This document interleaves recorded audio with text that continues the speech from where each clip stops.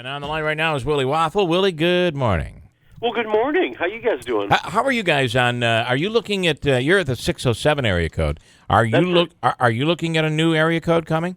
Not even close. Come on down to Binghamton. We've had so many people leave. We've got plenty of phone numbers available. I got to tell you, I feel like we're in the same boat. I don't understand why we're all of a sudden we need more phone numbers. We're going to add. So now, starting tomorrow, Willie, you can't if I were to call my mom in the Valley, it would be you just dial 866 and then the phone number, the number. You wouldn't dial an area code. Starting tomorrow, you have to add the area code when you're making a local call. See, now that's going to drive you crazy because, like, when I lived in D.C., we had, 3 different area codes around. Yeah. So you always had to dial the area code. So since I've come back, I'm still dialing the area code every time. Yeah, because you don't. You could. And funny get used to it. When I was in Providence, you had the same issue, but you didn't have to dial the area code if you're dialing within Providence. You just had to know if you're going to drive. You have that line above Pawtucket, and all of a sudden it goes to 508. So you're in that. You got to be in that mind frame that you sometimes have to do the area code. But this is all in. I mean, you could be calling your next door neighbor, and you got to have the area code in. This is going to mess your life up, man. You're right. I haven't been able to sleep. This is the end. Haven't been able to sleep for days, Willie. Okay, so this movie, this 50 Shades, that's even darker than before. Oh God, yeah. Yeah. Did you actually see it? Oh God, unfortunately, I did. Oh, Willie. I mean, come on. Here's the funniest part. I heard you talking a little bit earlier about the movie. So earlier this week, the public relations team allegedly told all the stars in the movie, while you're doing interviews promoting the movie this week, try to play up that it's a love story. Don't play up all the kinkier elements and all the more salacious elements. And that just told me the PR team has no idea why people actually are going to see 50 Shades Dark. Yeah. It's one reason. Yeah, it's probably the only reason, but it's come on. Yeah, it's a little bit more shocking than what you find in your normal movie. I'll give you that.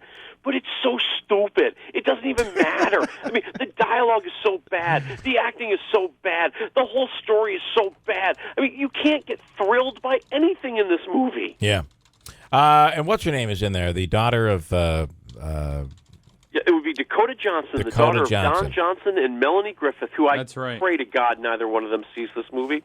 It's funny because at the Oscars last year or 2 years ago, there was the red carpet thing, and they're all talking to everybody, and she came in with Mom, Melanie Griffith, and they told us you watched those Laura Logan or whatever her name is. Did you watch the movie? And then Melanie Griffith's like, no, I can't do it. And then the two of them got into an argument basically, and Dakota Johnson was kind of mean to her mom there. So I grabbed it on video and put it up on my YouTube page. It's every day I get comments on that video from all over the world. It's like over 1 million views. It's the only one still up there. But she's a little snot. And is she a snot in the movie? But she's quite sexy. Well, see, that's the problem. She's like the mean girl in high school that you hate her, but she's so pretty. Yeah. What are you giving this blockbuster? Oh, I'm going 0 waffles. I mean, wow. Give me a break. Yeah, but Willie, these women and some men love this book, love this movie for them and what they're looking for, their expectations. Is it still a 0 waffle movie? Put yourself in that perspective.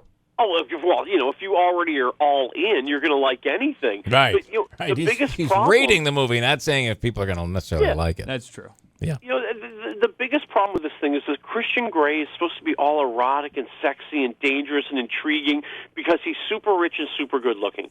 If he looked like Danny DeVito, he'd be a disgusting pervert. Yeah, that might be an interesting parody of this movie. 50 Shades Balder. Yeah.